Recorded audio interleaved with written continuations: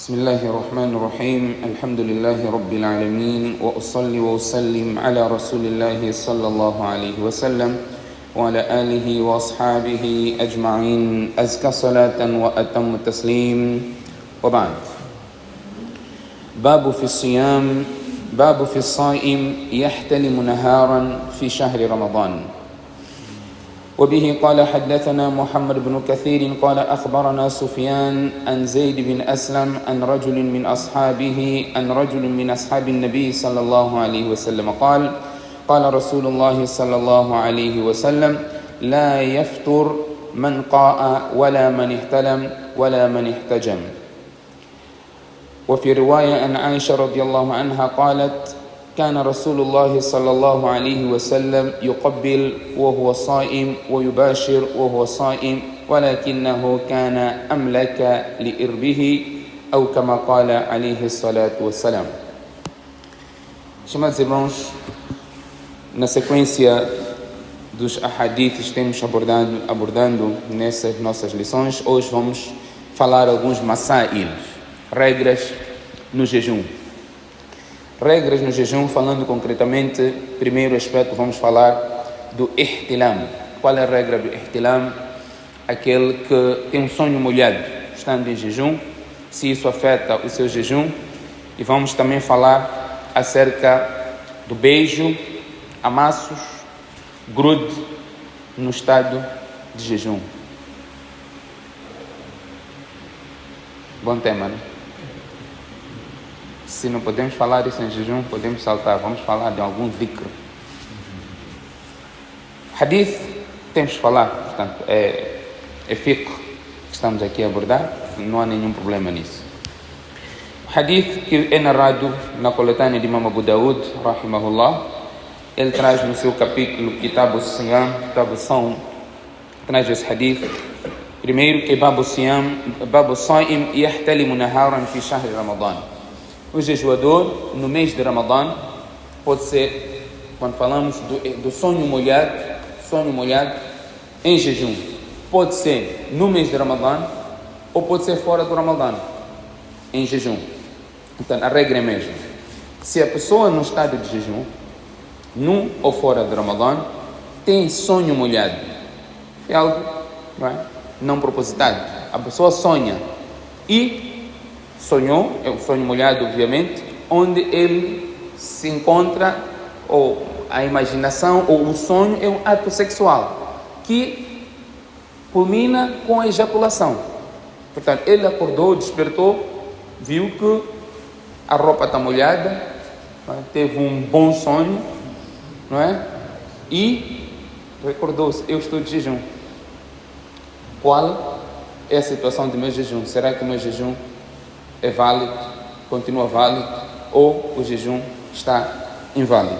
Portanto, aqui o profeta sallallahu alaihi wasallam diz: La yaftir man qa'a wala man ihtalam wala man ihtajam. Não quebra jejum aquele que vomitar, aquele que tiver o sonho molhado e aquele que fizer hijama, cupping, uma extração de sangue sujo do seu corpo. Portanto, esses não quebram jejum. Nesses três aspectos, várias outras regras podem ser extraídas. Primeiro, é aquele que vomita. Temos a regra relacionada ao vômito. O vômito é algo também indesejável. Você vomitou e tudo saiu. Nada acontece com o teu jejum, desde que a pessoa não volte a engolir aquilo que ele vomitou. Portanto, aí que onde mais traz a diferença, boca cheia, boca vazia, é para fazermos essa diferença se após o vômito, após vomitar, ele engole algo. Se ele engolir, obviamente que o seu jejum quebra, mas se saiu tudo, isso não interfere na validade do seu jejum. Wala man ihtalam, aquele que tiver o sonho molhado, o jejum dele também não quebra. Aqui é diferente daquele que se masturbar. Sonho molhado é involuntário, mas a masturbação é voluntária. Se a pessoa se masturbar, não é? O seu jejum quebra. Quebrando o jejum ele terá que pagar falamos disso. Kafara o quê? 60 dias? Khalid disse, falamos disso aqui. Nós não falamos disso. Nós não falamos? Não. Tem áudio disso, pode voltar a escutar. Não falamos que a masturbação paga kafara, paga qadá. Pagar sim, mas é qadá, não kafara. Kafara são 60 dias. Isso aqui é leve, esse é o qadá. Não é? Invalida o jejum, é pecado, é um pecado grave, obviamente, não é? Mas a masturbação deve-se repor aquele jejum, portanto, há qadá e não kafara. Portanto, nesta ação, há kafara, há qadá, que é repor aquele jejum, e não kafara. Kafara é a penalização pelo ato, que seriam 60 jejum. E nós vamos aqui falar também a regra de kafara, nesses aspectos que estamos aqui a mencionar. Wala man ihtajam, é aquele que fizer o hijama. Hijama, extração, é uma forma de tratamento, não é? Que melhora até a saúde, quando a pessoa tem alguma dor no corpo. Portanto, faz-se a extração do sangue sujo daquela parte do corpo. Há pessoas que têm domínio, sabem como fazer isso e fazem, muito bem fazem algumas pessoas. Portanto, é sunnah. O profeta sallallahu alaihi wasallam fazia isso. Portanto, nós vamos encontrar outros hadiths a falar que aquele que fizer o hijama, o seu jejum quebra. Portanto, esses hadiths que falam de jejum quebrar, uns interpretam que quase que quebra o jejum, outros interpretam que aquele que faz, que está a fazer a ação, não quem está a sofrer a ação. Um é aquele que faz o hijama. Vamos já falar, dando exemplo, o médico que está a fazer o hijama. Uns dizem que o jejum deste, assim como o jejum daquele que está sendo feito o hijama, os dois quebram. Aqui a explicação que os ulama's trazem é que tinha a ver com a forma que esse hijama era feito. Há vezes em que tinha que se soprar em algo que, depois de fazer os poros, fazer os cortes, tinha que soprar, que por vezes o sangue saía e poderia correr o risco da pessoa, deste sangue, voltar para a boca de quem estava a soprar. Então o profeta sallam quis aqui chamar a atenção, não é? Para que isso não acontecesse. Se acontecesse, obviamente o jejum iria quebrar. Quanto àquele que sofre a ação, que está sendo feito o hijama, o cupping, portanto, essa era uma chamada de atenção do profeta sallallahu alaihi wasallam, que isso não lhe enfraquecesse, não lhe deixasse fraco, de forma que levasse a quebrar o jejum. Deixar fraco de forma a quebrar o jejum. Quando eu digo de forma fraca, deixar que levasse a quebrar o jejum, vamos já dar um exemplo, não é? Nós sabemos que o doente não pode fazer jejum, não é? O viajante não pode fazer jejum, o débil, o idoso débil não pode fazer o jejum. Qual é o motivo disso? Deles não fazerem jejum? Porque dificulta, não é? É mashaqqa e dificulta. Qual é a mais grave consequência nesta fraqueza?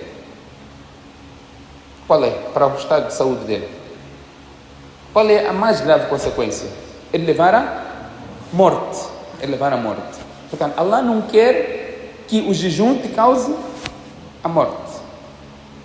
Imaginemos, a pessoa está de jejum, está com muita fome, está a passar mal, nós vemos que ele já está a bater bota por jejum. E se você come voluntariamente, nós sabemos que invalida o seu jejum. Você tem que pagar? Tem que pagar? Kafara. Aqui sim, tem que pagar kafara. Mas isso é de acordo com Imam? Imam Abu Hanifa. Exatamente. Temos uma pessoa que está com muita fome, está numa situação insuportável, que nós vemos que esse pai vai morrer se não comer. O que ele tem que fazer? Comer? Depois vai fazer o quê? Pagar o quê? Se um dia está a levar para a morte, você vai dizer para fazer mais 60. Qual é a altura? Sim, mas um jejum está a levar à morte. O que ele tem que fazer?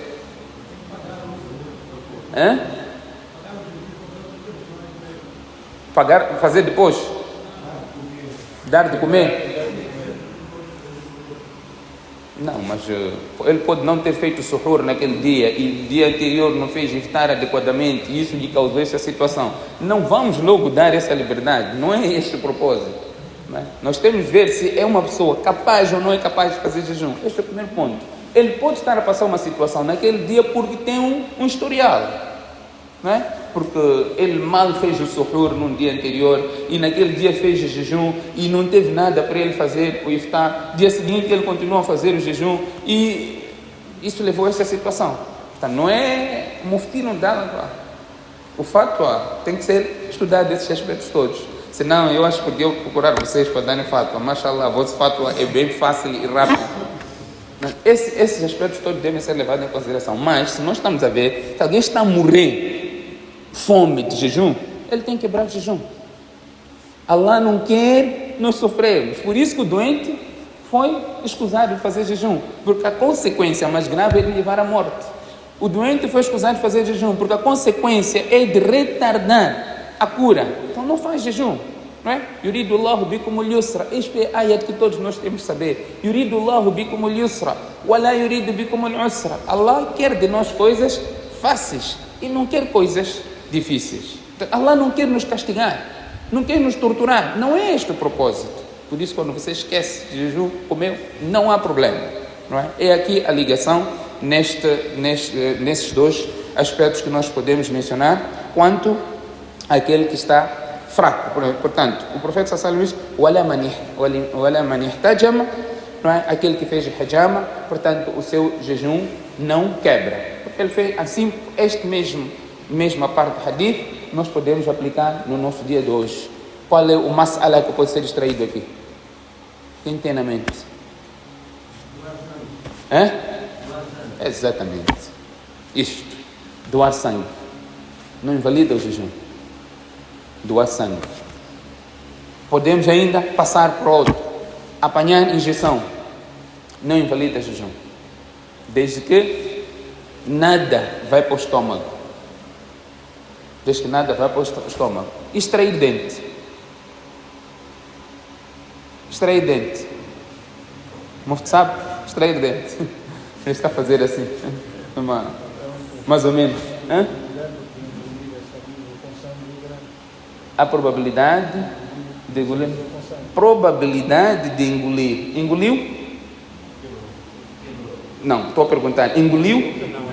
Então, extração é uma coisa, engolir é outra coisa.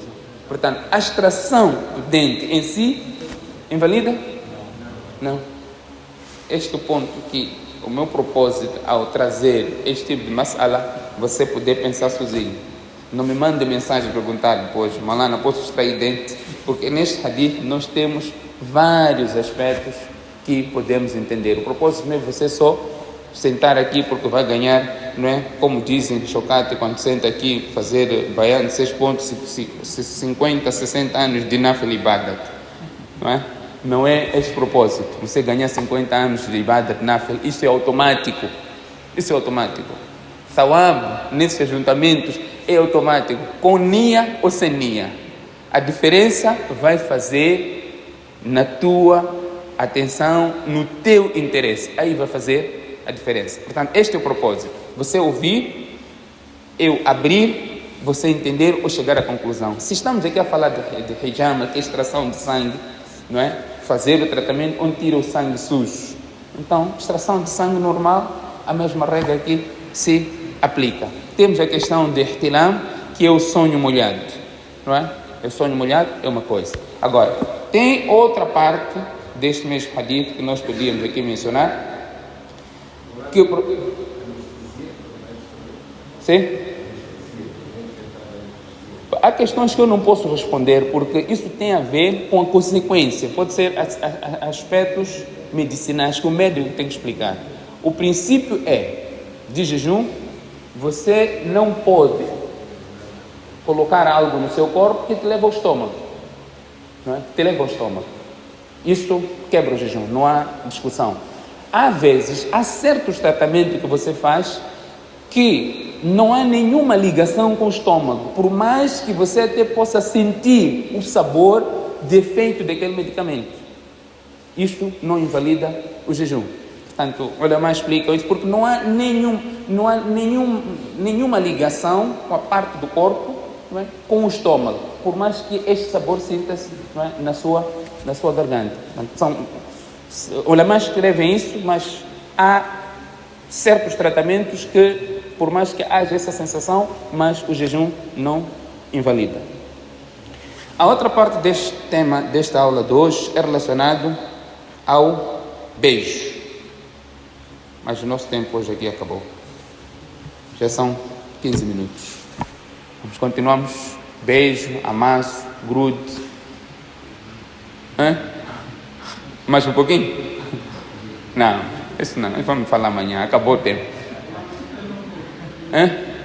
Espera, vamos fechar esta aula. Terminamos.